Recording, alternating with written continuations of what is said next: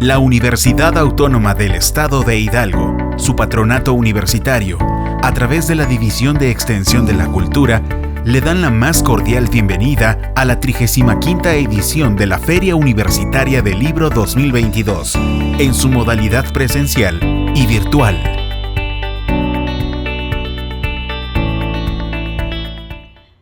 Buenas tardes.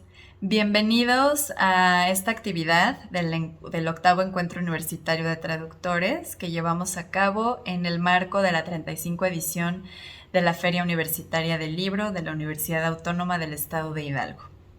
En esta ocasión me complace presentar a Frida, Amaro e Isidro Portillo. Frida Amaro estudió la especialidad en terminología y la licenciatura en interpretación, ambas en el Instituto Superior de Intérpretes y Traductores, el ISIT. Ha desempeñado funciones como intérprete de conferencias de manera independiente para distintas instituciones, organizaciones y compañías, entre ellas Netflix, Grupo Salinas, Macmillan Education, el ONU World Data Forum, Pixera Global, entre otras. Actualmente labora como docente de tiempo completo en la capacitación y formación de futuros y futuras intérpretes.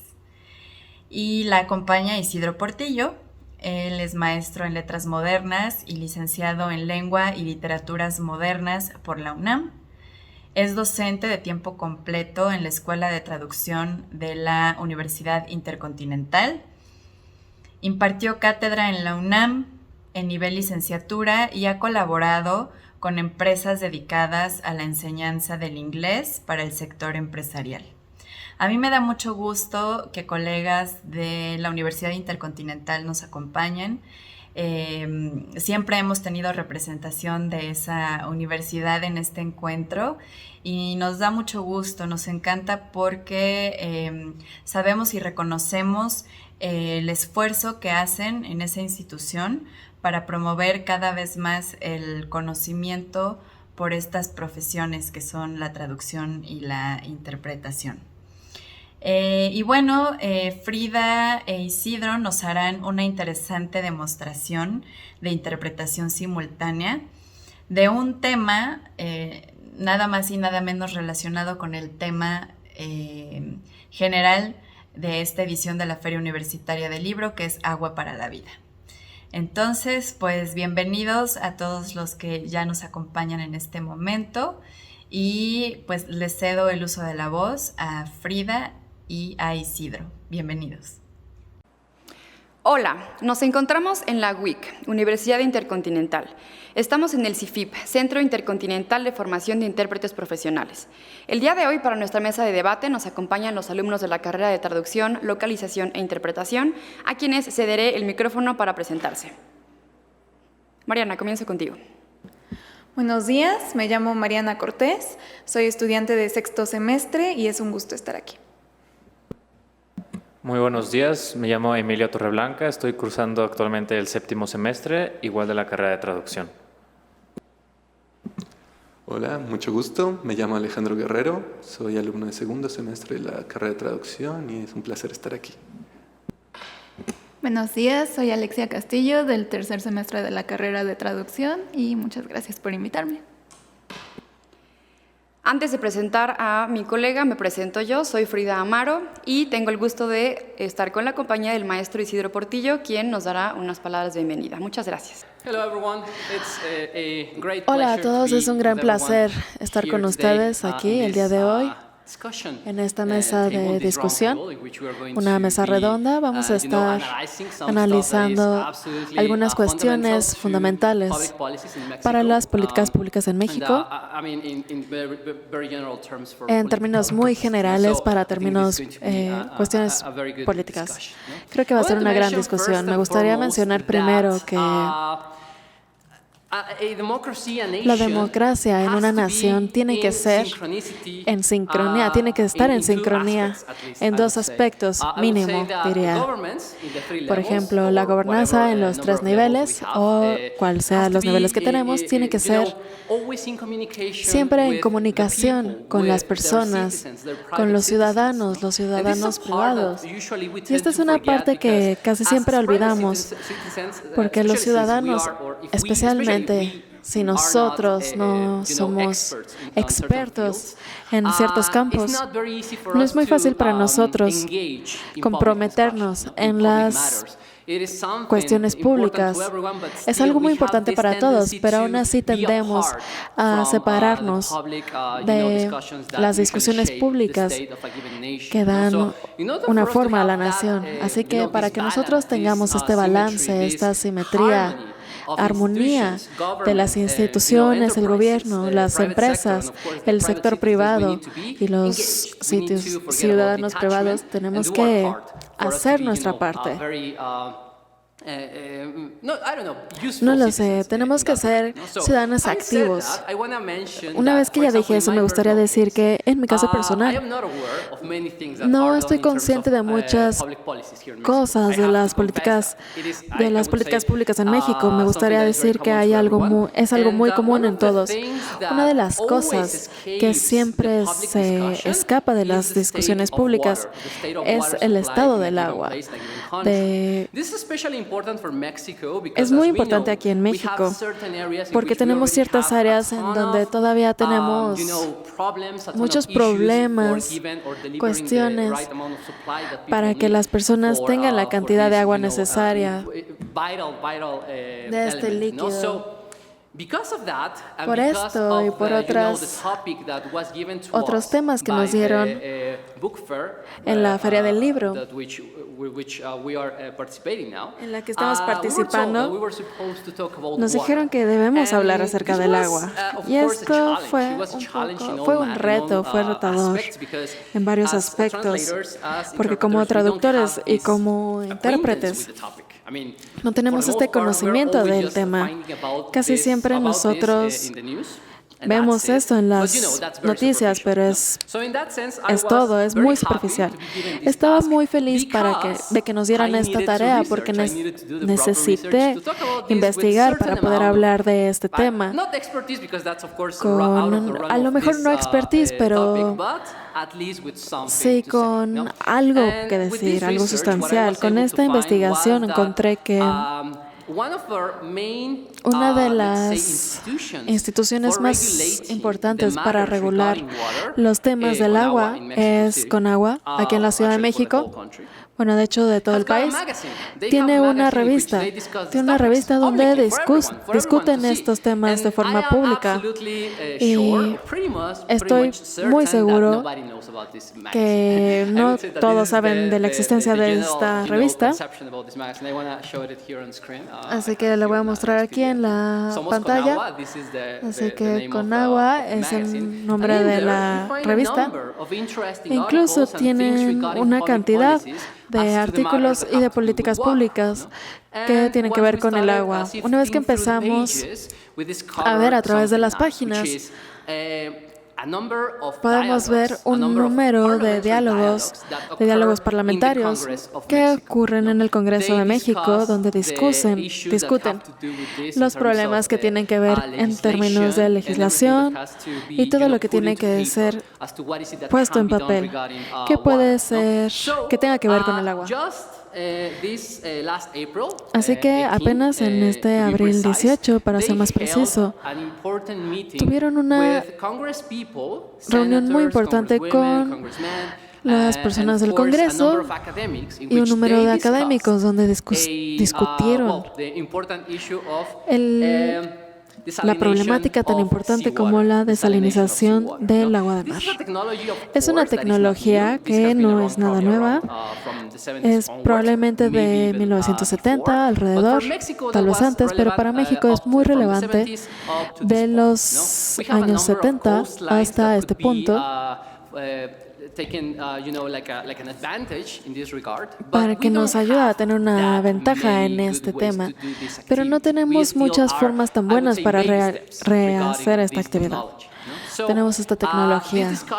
Así que esta discusión, que fue de forma virtual, como todo lo que está siendo virtual hoy en día, se hizo y está libre para el público, para que todo el mundo lo vea. Y eso yo diría que es algo brillante. Desafortunadamente nadie sabe de esto. Vi el número de reproducciones que tienen en YouTube y la verdad es que es un número muy pequeño. Las personas tienen que estar conscientes de estas problemáticas, deben de estar comprometidos con estas discusiones públicas.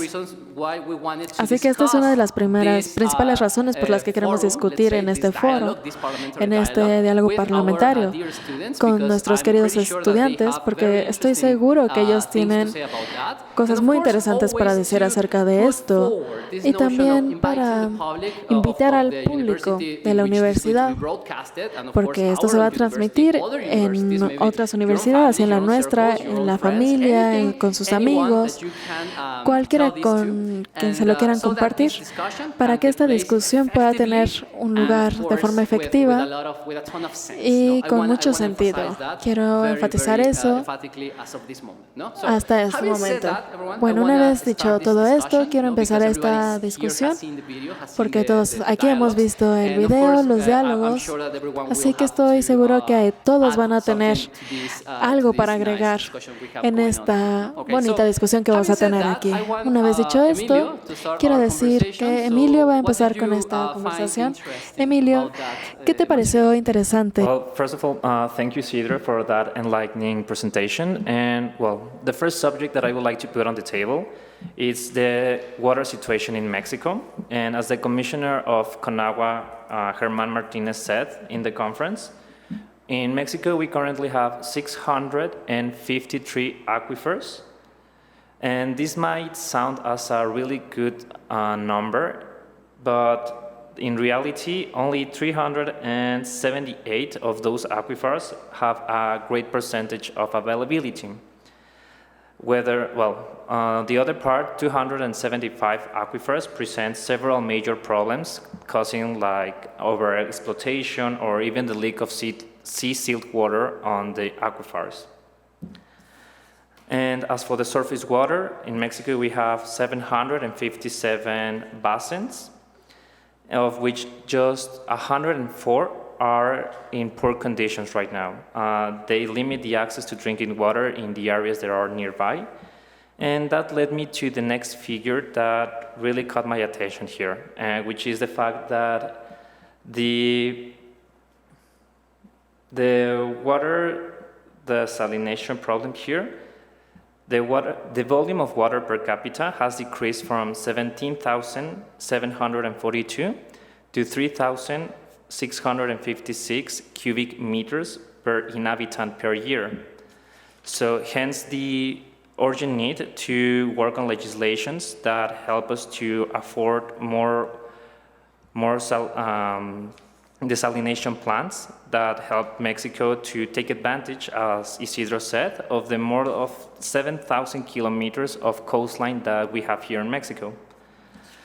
The second point that I found very interesting in that conference is the solutions to the three main problems that are usually surrounding the desalination plants, which is, first of all, the fact that it is very expensive.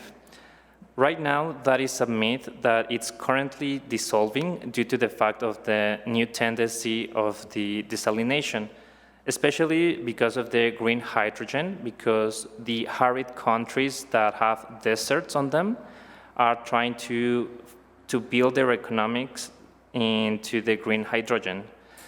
This means that they will need to have water to keep those machines working, and that's why they will need to implant more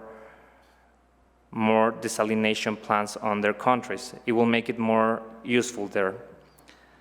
The second problem is going to be the environmental impact that it is currently connected to, specifically just with the brine.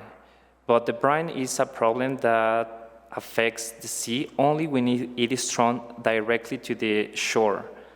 A great solution for this is the fact that if there's enough land near the plants, the desalination plants, what they can do is that they can take the brine to some field so that they can evaporate the water and then confine the salt, because the salt is not going to be consumable for humans because of all of the chemicals that it has. And the most common method here disposal method of the brine, it's to deposit the brine in the ocean, but on the offshore of the ocean, through diffusers that they can help us to dissolve in seconds the high concentration of water of this brine, which is the waste of the process of the desalination. And lastly, but not least, is the use of chemical pre-treatment compounds. These pre-treatment compounds, as a matter of fact, are very useful to decontaminate the water, especially the microorganisms that can affect our health. But if somebody is concerned about these chemical pre-treatment compounds to go into the final product, to the drinking water, there's no need to concern about that. The solution for this is the nanofiltration, which is like a specific membrane that helps us filtrate the water so that the final product, it's going to be without any chemical and it will be drinkable water. Well, it's interesting to hear about those figures that definitely they won't affect only the pockets of the government, but also the environment. And that is also something important that we have to take into account. And it's also interesting to hear about the different mechanisms and the different steps or the infrastructure that we need, actually not only in Mexico, but around the world, let's say, just to try to solve this problem. And thank you for those figures and thank you for that data. Now it is the turn of Mariana. I'll give you the floor. Thank you. Gracias. Creo que ya todos sabemos que, de hecho, históricamente, el costo ha sido muy problemático para la desalinización del agua. Este no es un proceso barato y de hecho toma mucho presupuesto de la economía del país. De hecho, en la planta de desalinización en California toma más de $1 millones y requiere más de 15 millones al año por operaciones. Es de hecho la desalinización, las plantas de desalinización del agua va a ser muy raras antes de que hagan perfil. De hecho, este mercado, el mercado de las plantas de desalinización, empezaron a tener más impacto que el mercado de petróleo crudo, y es más fácil importar agua tratada que hacerlo domésticamente, y los gobiernos han pensado en diferentes soluciones para este problema. El más popular ha sido la inversión privada, de hecho es real, lo que se considera desalinización del agua en el mundo, y tiene uno de los sistemas más avanzados para este proceso. No solo permite la inversión privada para las plantas de desalinización en el país, pero todas las plantas de agua de desalinización están ahí. Mientras esto puede ser una solución para el costo, si esta inversión privada se permite en México, también daría una manera algunas cuestiones legales. Si en la inversión privada se permite la desalinización del agua, el agua se convertiría en un recurso privado en lugar de un derecho humano. Si en México seguimos esto, vamos a necesitar muchas regulaciones y guías para las corporaciones para que puedan invertir en este sector. Por ejemplo, vamos a necesitar regulaciones para controlar la demanda de este recurso. especialmente para prevenir de las corporaciones para manipular este mercado y el costo del mercado. También necesitaremos guías para dejar la salmuera y otros productos derivados de la desalinización del agua. Ahora, para sacar hay métodos para sacar estos productos. Entonces necesitamos regulaciones para evitar impactos negativos en el ambiente. Por otro lado, la ley mexicana está muy poco desarrollada cuando hablamos de la desalinización del agua. De hecho, las leyes del agua solo menciona la desalinización 2 veces. En 2 casos solo hablan de guías para sacar la salmuera y no guías para las regulaciones del mercado. Y al final, el congresista Rubén Muñoz dijo en el pasado que un paso muy esencial para establecer la desalinización del agua en este país y desarrollar este método sería establecer un sistema centralizado en que cada estado, inclusive cada municipalidad, pueda tener regulaciones y hacer decisiones acerca de la desalinización del agua. Ahora estas decisiones se dejaron al gobierno federal y por eso las plantas de desalinización se dejan abandonadas. Porque si las tomamos, si tomamos estas decisiones y el control de estas plantas en los gobiernos de estado y las municipalidades no sabrían mejores maneras de servir a su propia comunidad. Gracias. All right, thank you very much, Mariana.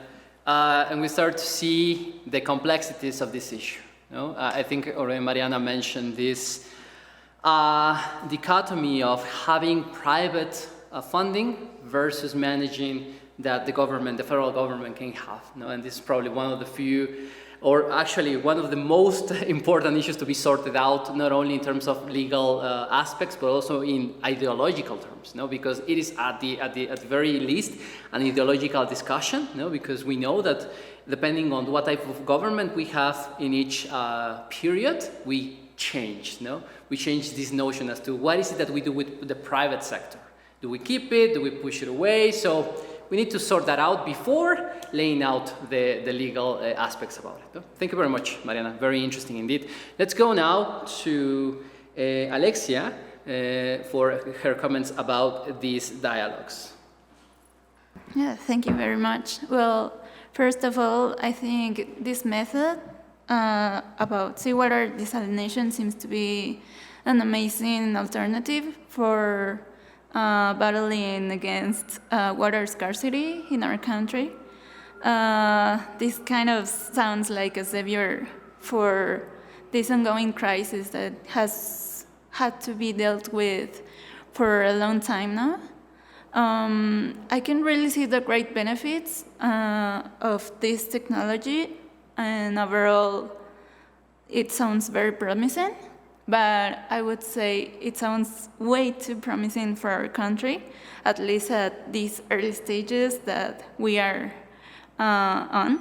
Of course, our country should be looking forward to investing in projects like this, so we as a population don't approach day zero.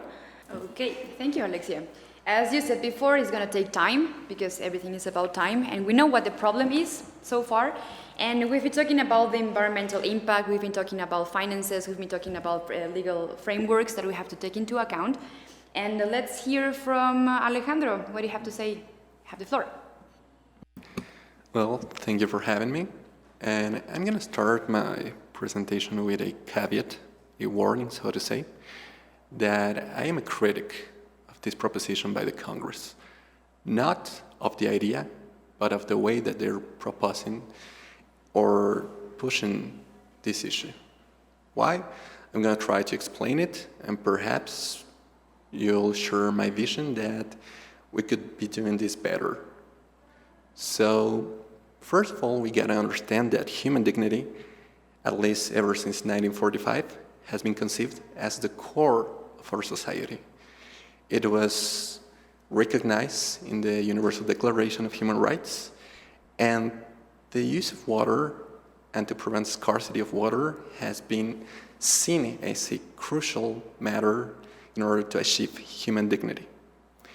This was established as a human right in the International Covenant for Economic, Cultural, and Social Rights from 1969. This human right was enshrined in our Constitution in its Article 4, Paragraph 6. So, of course, we as a society and as a government, we have an obligation to provide water because every legal document forces us to do so. However, we also have to understand that usually human rights, they are a transversal issue. They are an intersectional issue that we cannot just combat from a one point. We have to think it as a global issue. And in the International Covenant and in the Constitution of our country, just next to the right of clean water, we have the right for a clean environment, a combat against climate change. And we got to think about desalination as a last resource.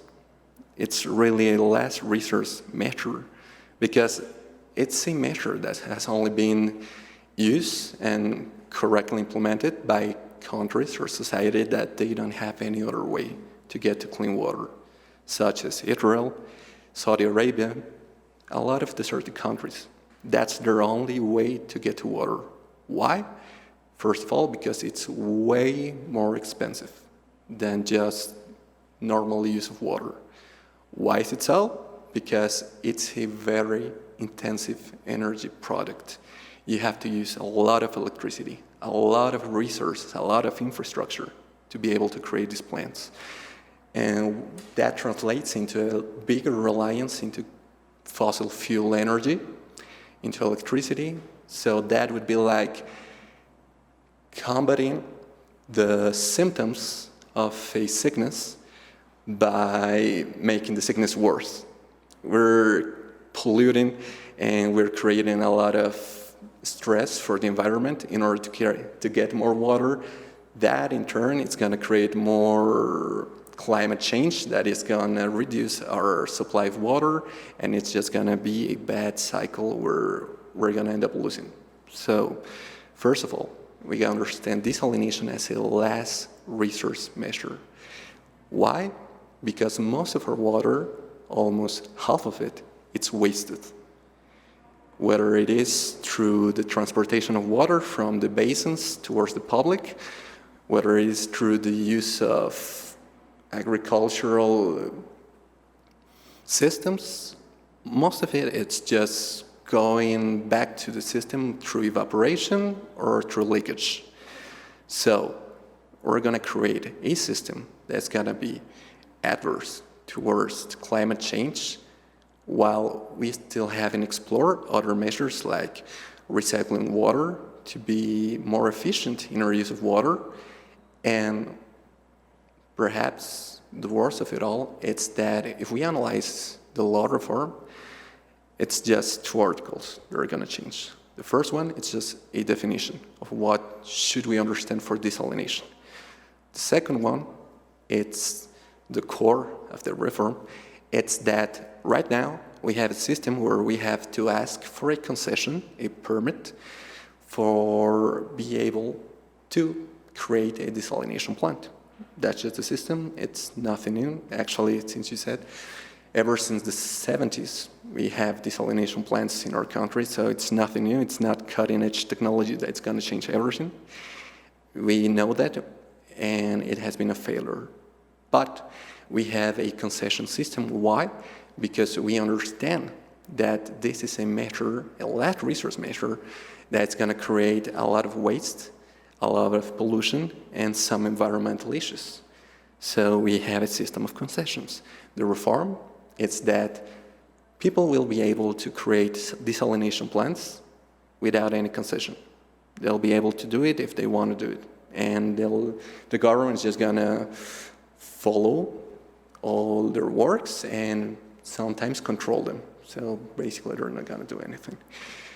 And the actual hypocrisy of this reform, it's that it's gonna be a concession-free system for domestic and agricultural use, while for industry use, it's gonna continue to be a concession system. Why this means that it's a hypocrisy?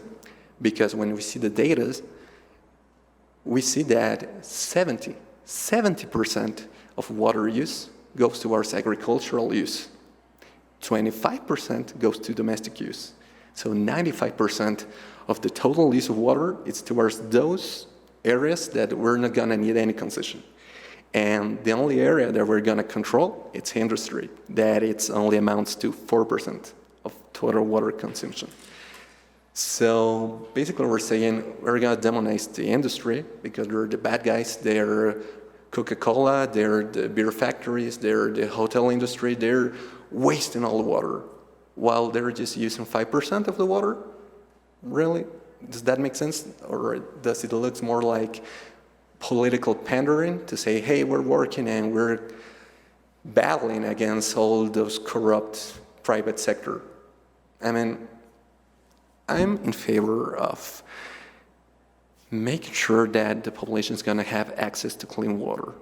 But we have to understand that the method of achieving the goals is as important as the goals themselves. If we're going to attack the system of water consumptions with a measure that's going to be worse for the environment, then we're just going to end up destroying the environment and destroying the water consumption. So I think that we should think things through, to have a lot more debates, to have more discussion, to invite academia, to invite the experts, and not just have the politicians discuss this, because at best, this is going to be a measure that's going to achieve next to nothing. At worst, it's going to be a measure that's not going to address our water problems, and it's going to create a ecological stress for our country and for the world, because after all, pollution is a global matter, not just a national matter. And that would be my conclusion. Thank you. All right, thank you very much, Alejandro, for rounding up our discussion. I think there are so many issues here that we could discuss. I don't know how we feel about this, but we should open the floor now to everyone, so we can openly discuss these topics, like for a few minutes before we close up our conversation, because I sense that there's something here, and I want to start by mentioning something that Alejandro already reaffirmed as to the things that we need to do and need to be done, not only at the institutional level, but also at the personal level, which is, then again, to reiterate the point, to engage. We need to have public discussions that feature, and let's also consider that was somewhat done correctly in the dialogue that we saw, actually. We have a few experts in academia, but of course we need to bring way more than that. We need to bring experts from other countries, from countries that actually have gotten the thing right, so they can give us their feedback that should be applicable to our own circumstances. So it is not only that we start engaging in these public discussions, but also doing it with the right people in mind, and also considering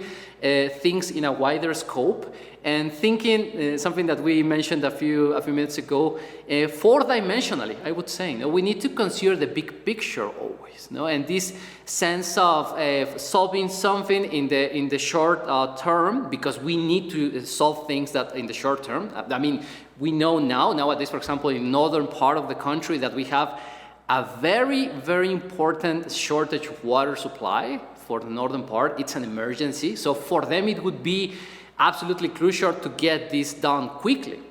But what about the other parts of the country, such as Mexico City, that it's, let's say, seasonal, these moments in which we have the shortage of water supply. So it varies across the country and, of course, across the world, across time and across sectors. Then we need to also sort out this issue, then again, private sector versus government. What do we do with that? Should we be given that a concession, or let's put it out of the discussion? Because at the end of the day, we should want the same thing, which is that everyone gets water. Then again, as mentioning or bringing again this notion of the human dignity, we should all be able to get water supply, clean water supply, and this also was legislated onto the Constitution in the 4th article that was already mentioned. But how so? How is that done? Is it done correctly? Is it done paradoxically? Are we actually opening Pandora's box by doing this type of legislation? What is going on? It's so many things. It's such a complex discussion. But in order for solving complex issues, what do we need to do? We need to break them apart onto tiny fragments that we can actually address, and we can actually address with the right people. So I would also put forward here in this table of discussion, everyone, that we need to start laying bridges to the experts, and to the experts, for example, here that we are working with languages, we should be striving towards contacting these, these experts, trying to break the walls of, oh, this is my country, oh, this is just my expertise, this is mine. And no, we should be, finding this common ground for us to finding solutions that are at least, if not sophisticated, at least not that bad. Taking into account all that you have said, everyone. I don't know if somebody would like to make a further comment about Alejandro's intervention or any of the interventions that we have had so far. I would like to touch on something that Alejandro mentioned. You mentioned that water desalination should only be used as a last, I think you said as a last resource. For example, as you said, Saudi Arabia, Israel, Kuwait, which are mostly deserts and have no other way of getting water. In Mexico, we do have deserts, namely in the northern part of the country, Sonora, Baja California, Chihuahua. Those parts of the country also have an issue in getting water, as we've seen in the last few months, namely Monterrey, Nuevo León, which are going through severe droughts. So I'd like to ask you, wouldn't you say that water desalination plants would be an asset in those regions that genuinely have very few other options to get water? Well, we can understand Mexico with its geography and with its infrastructure. Why? Because we usually don't build cities in the desert just because we want to build them there. We usually build them in the past because there was an oasis, because there was a way to get water there. That's why we built cities there. So, should we be using external ways of getting water? Sure. Through water ducts, through other measures. For example, sure, we could use desalination water, but which kind of desalination water? Should we be using reverse osmosis that uses a lot of electricity to make pressure on the water? Or perhaps should we be trying new ways like distillation through photovoltaic energy to don't have to rely on fossil fuels? Also, we got to talk about perhaps the most important matter. Should we be building cities in places that are not sustainable? Should we be forcing the environment to just be a servant to our wills? We want to build a tomato field in the middle of the desert. Is that sustainable? Or is that just our ego as a society? Perhaps we should be asking those questions in a matter of governance. Should we be creating new building permits in areas where there's already a big stress of water? I mean, sure, we could just continue with our idea of growth, towards infinity, and we're gonna find out that resources are finite. They're not infinite. And someone is gonna suffer for that. So should we be reactive or preventive? And I think that sure, we can use desalination for societies that are in our desertic areas of our country, but we cannot just conceive, hey guys, let's just desalinate all the water we want, and you keep building in the desert and keep building sugar plants and water plants and soda plants, just keep building. Perhaps we should take a step back and consider, is this a good idea? It's because we can do it that we should do it. That's my main argument, that just because we can do something doesn't necessarily mean that we should do it. Perhaps we should explore other areas. Okay, I want to mention something, and I think taking Mariana's point and Alejandro's as well, the thing here is that we need to diverse. No? We need to do a couple things at least at once, no? Because absolutely, I would say that the northern part of the country needs something done, whatever that may be. No? And maybe at this moment, the desalination process could be the answer, but then again, we need to take into account the fourth dimension. No? And whilst we do that, maybe we could start implanting policies to somehow divert the tendency to be centralized. No? We should be striving towards making the big cities smaller. I think that would make some of the problems a little bit more manageable. And what we need to be doing is, then again, thinking about policies or pushing for policies that helps us to move away from the big cities, no? Because we know Monterrey that has got this gigantic problem, and one of the aspects that make this problem happen was, of course, not only that the location is terrible, absolutely it's a terrible location, but also that the city kept growing, no? And of course, it's going to be unsustainable at that point, no? Same goes for Mexico City. I don't know, there's been a tendency nowadays to analyze cities in terms of the design. This is something that especially has been done in Scandinavia. Those guys that have got something in their water supply that makes them absolutely brilliant. Yeah, absolutely brilliant. And I've seen a lot of people in Denmark, for example, analyzing cities in terms of the design. And what they do is actually finding out what Alejandro is establishing, that it is in the first place a terrible place to build a city. So should we, of course, get rid of the city? Absolutely no. That's unrealistic. No? But maybe we should try to push people moving out of there, no? Because at the end of the day, there is only so much water that we can produce from these methods or any other method, no? So I think for the most part, it's a two-way street at least, or maybe more than one way. We need 2, 3, 4, 5 alternatives for tackling the problem, no? I don't know if anyone else has got a comment on that. That was another aspect that I was thinking about, because it is easy to say that the desalination is not the option because it is going to be expensive, because it is going to cost or is going to affect the environment, and etc. And it is easy to say that it's difficult and it's not going to be possible for our country, at least. But I think that we need to think or to express ourselves trying to solve it, not just saying that it is difficult, it is expensive. I think that the best way to solve a problem is to give solutions. As you said before, it's not only saying or having or being aware that the problem is going to be difficult to tackle. It's just, the thing is that I do think that we need to find different solutions for the different perspectives and the different cities and different populations that we have all around the world, because it's not only in Monterrey, for instance, in Mexico, it is, even in Mexico City, we have problems with fresh water. Or we drain, we don't have access to the vital resource that we all need to survive.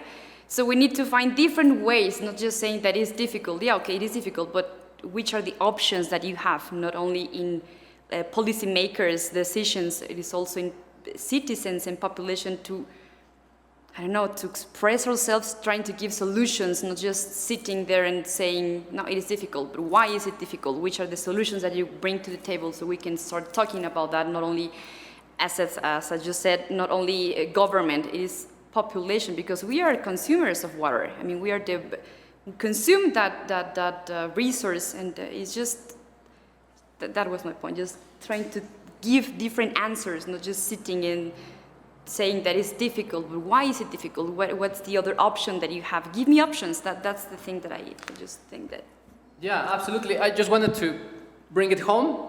That's why I wanted to open the discussion with that. No, okay. We need to engage as citizens. No, as citizens, we need to engage in these discussions, and then, of course, communicate to our public officials what we need and what we want. No, but as engaged citizens. No, and then we can actually be a democracy. No, all right. Thank you very much, everyone, for your amazing contributions to this discussion. I highly appreciate not only the effort that you put, because it is an extra effort, but also to be engaged, and to use my favorite word for today, and be proactive, participating in this table of discussion, and putting our duties over there in the world, for everyone to see. Of course, I want to also take a little moment to thank Universidad Autónoma del Estado de Hidalgo that gives us this space, and of course I hope that this material was or would be of your liking. No? I don't know, Frida, you would like to say something to close up? Sí, yo quiero agradecerle a los participantes de la mesa de discusión, a las intérpretes que nos ayudaron con la sesión del día de hoy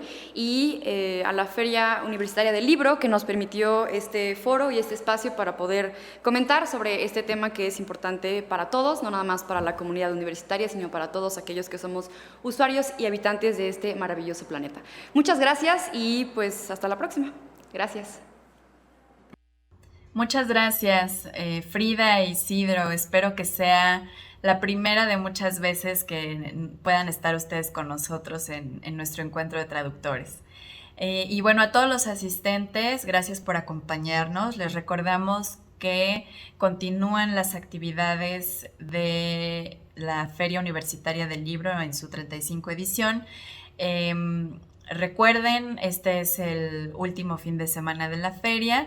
Las actividades las pueden consultar en el Programa General de Actividades que se encuentra en la página de la feria, que es www.uaeh.edu.mx/full, y ahí mismo podrán encontrar un par de actividades más que tendremos en el 8º Encuentro Universitario de Traductores.